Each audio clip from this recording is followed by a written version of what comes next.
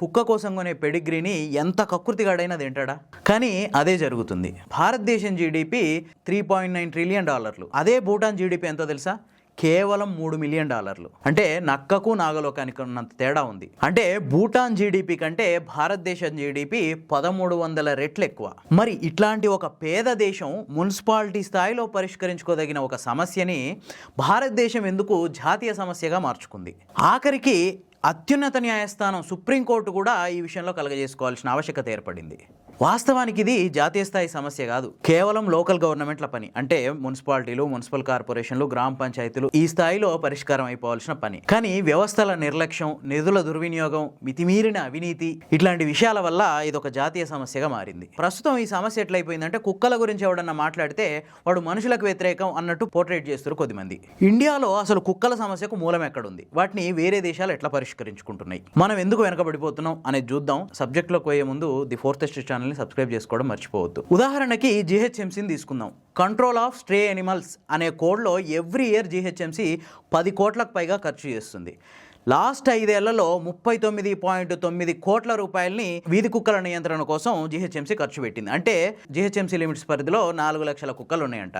అంటే ఒక్కో కుక్క మీద 1500 రూపాయలు ఖర్చు చేసినట్టు GHMC బడ్జెట్ లెక్కలు చెప్తున్నాయి. కానీ ఎక్కడైనా కుక్కల నియంత్రణ అనేది సాధ్యమైందా? నిజంగా కుక్కల్ని స్టెరిలైజ్ చేసి కుక్కలకు ర్యాబీస్ వ్యాక్సిన్లు ఇస్తుంటే రోజు ఇన్సిడెంట్లు ఎందుకు జరుగుతున్నాయి? అసలు ఎక్కడైనా కుక్కల గుంపు తగ్గిందా? ఎక్కడైనా కుక్కలకు షెల్టర్లు ఏర్పాటు చేసిరా? వాటికి తిండి పెడుతుర్రా? ప్రకృతిలో ఒక నియమం ఉంది, ఏదైనా బలమైన జంతువు దానికంటే బలహీనమైన జంతువు మీద పడి తింటది. ఇది ప్రకృతి నియమం. ఇప్పుడు కుక్కల పరిస్థితి కూడా అట్లే అయిపోయింది. వీధుల్లో ఆహారం దొరక్కపోవడం వల్ల చిన్నపిల్లల మీద, బలహీనమైన చిన్నపిల్లల మీద, మహిళల మీద తిరగబడుతున్నాయి. మరి దీన్ని ఎట్లా మార్చుకోవాలి?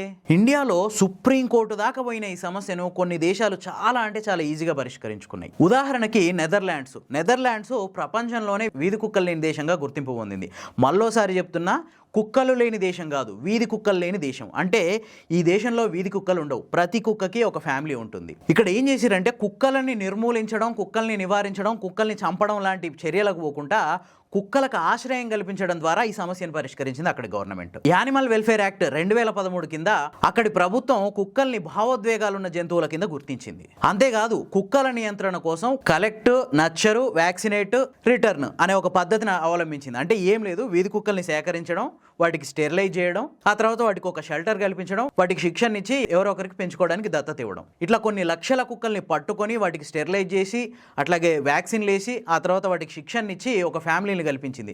దీనివల్ల కుక్కల సంరక్షణ అనేది పెరిగింది. అంతేకాదు ఈ వ్యవహారం అంతా పూర్తిగా ప్రభుత్వ నిధులతోనే నిర్వహిస్తారు. అంతేకాదు ఎవరైనా ఆ కుక్కల్ని కొనుక్కొని పెంచుకుంటామంటే దాని మీద విపరీతమైన ట్యాక్స్లు వేసింది. దానివల్ల ఏమవుతుందంటే ఈ వీధి కుక్కల్ని అడాప్ట్ చేసి పెంచుకోవాలనుకునే వాళ్ళు.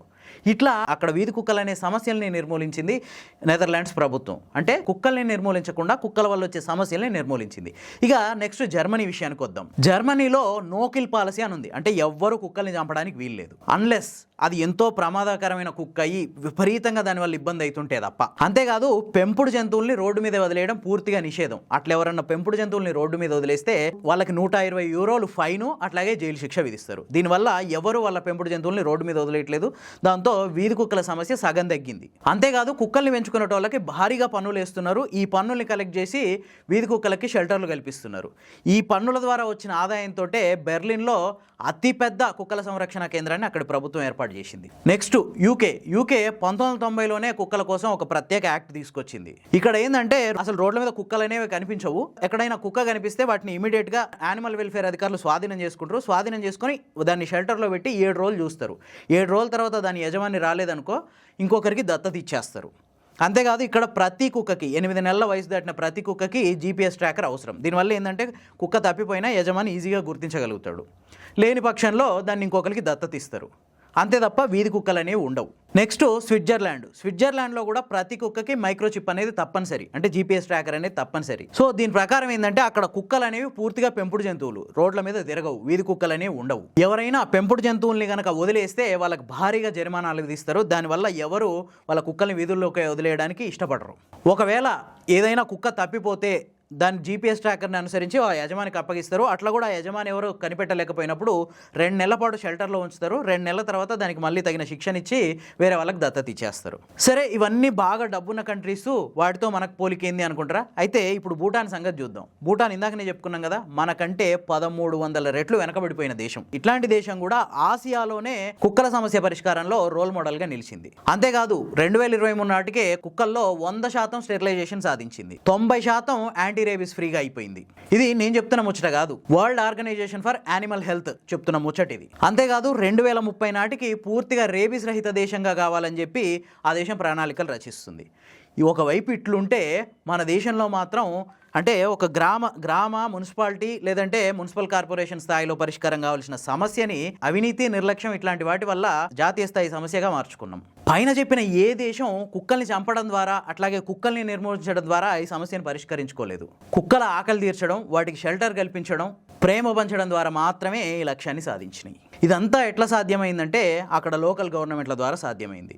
మన దేశంలో సమస్యలు కుక్కల వల్ల రావట్లేదు, ఈ కుక్కల పేరుతో నిధులు దిగమింగే జలగల వల్ల వస్తుంది. ఇక్కడ చర్యలు తీసుకోవాల్సింది కూడా కుక్కల మీద కాదు, ఈ కుక్కల పేరుతో నిధులు దొబ్బి తిని అవినీతికి పాల్పడే జలగల మీద. అప్పుడే సమస్య పరిష్కారం అవుతుంది. మరి మీ అభిప్రాయం ఏంటి? కామెంట్స్లో చెప్పండి. ఈ వీడియో కనుక మీకు నచ్చితే లైక్ చేయండి, షేర్ చేయండి. మరిన్ని మంచి విషయాల కోసం ది ఫోర్త్ ఎస్టేట్ ఛానల్ని సబ్స్క్రైబ్ చేసుకోండి.